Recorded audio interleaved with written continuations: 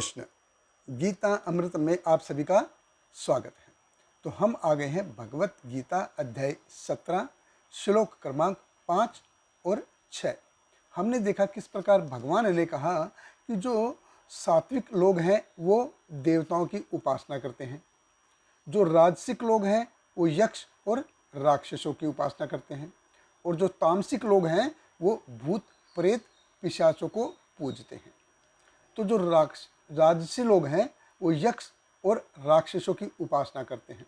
तो असल में राक्षस है कौन? और टीवी में देखा होगा आपने, या रामायण सीरियल में देखा होगा कि जो बड़े बड़े दांत हैं जिसके, या वो काला काला है, और या बड़े बड़े बाल हैं और ऐसे हा करके ऐसे हंसता है, कभी कभी सींग भी दिखाते हैं उसके। तो राक्षस को कैसे समझें, उसकी डेफिनेशन क्या है, परिभाषा क्या है?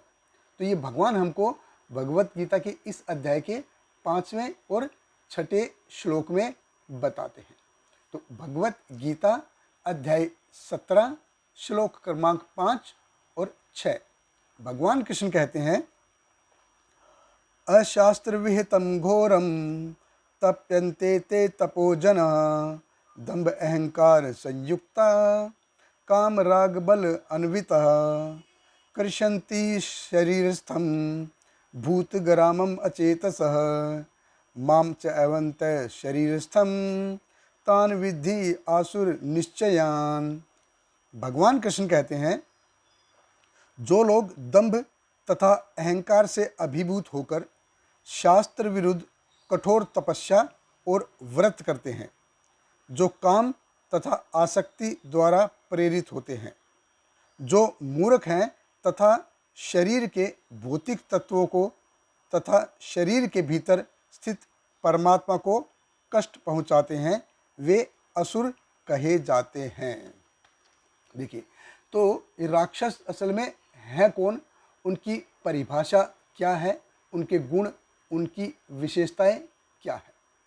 तो सबसे पहले भगवान कृष्ण कहते हैं अशास्त्र विहितम, कि वो ऐसे कार्यों में संलग्न हो गए जो शास्त्रों में नहीं है, तो जिनकी अवहेलना शास्त्रों में की गई है, जो शास्त्रों के हिसाब से मना है, वो कार्य करेंगे, परंतु क्या करने योग्य है और क्या करने योग्य नहीं है, उससे उनको कुछ लेना देना नहीं है। मैं जो चाहो बस वो मैं करूं। तो दंभ अहंकार संयुक्त, युक्त मतलब संपन्न, संयुक्त मतलब पूर्ण रूप से संपन्न, तो पूरी तरह उसमें वो रहेंगे दंभ और अहंकार के कारण। काम राग बल अन्विता, तो उनके जो कार्य हैं मतलब किससे प्रेरित होंगे? काम राग इच्छाओं से प्रेरित होंगे। घोर तपन्ते ते तपो जना, वो तपस्या करेंगे, खूब कठिन तपस्या करेंगे, लेकिन दंभ और अहंकार के कारण। वो पूर्ण पुरुषोत्तम भगवान को प्रसन्न करने के लिए नहीं है, और ना ही अपनी खुद की शुद्धि के लिए है, सत्व शुद्धि के लिए है, उनके लिए भी नहीं है। कठिन तपस्या है किसके लिए? खुद को और औरों को कष्ट देने के लिए। कर्षन्ति शरीर स्थम, तो यातनाएं देंगे, मतलब अपने शरीर को और दूसरे को और कष्ट देने के लिए वो ऐसे करते हैं।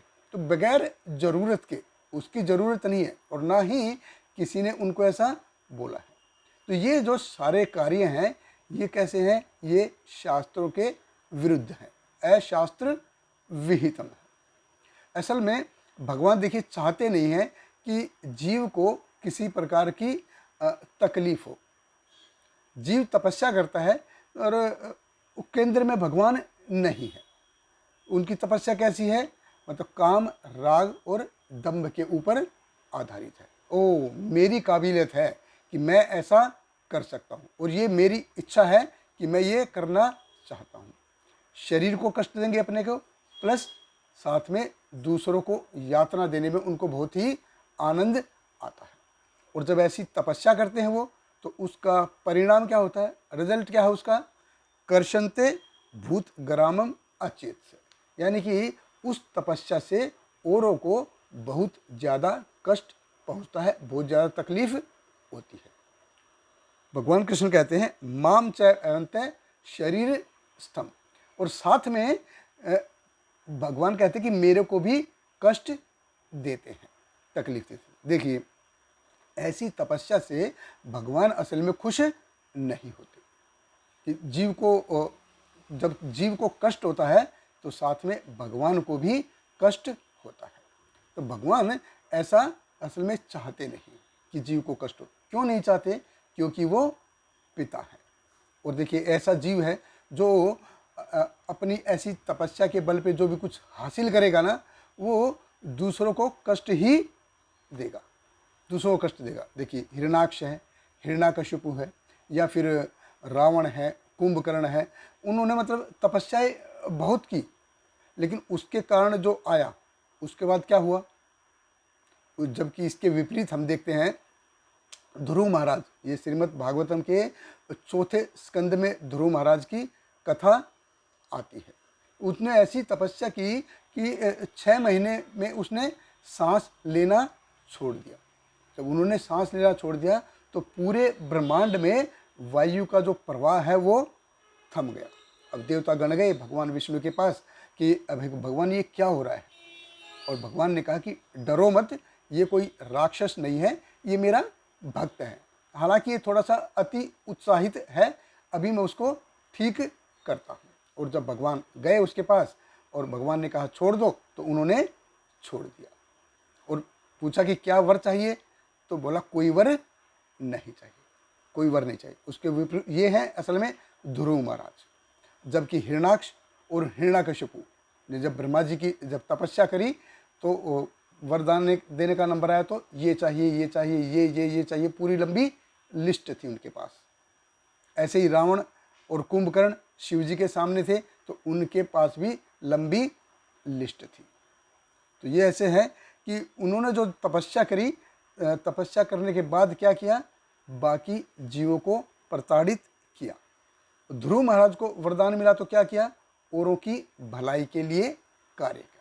असल में ये अंतर है तपस्या में। और ये अंतर क्यों है?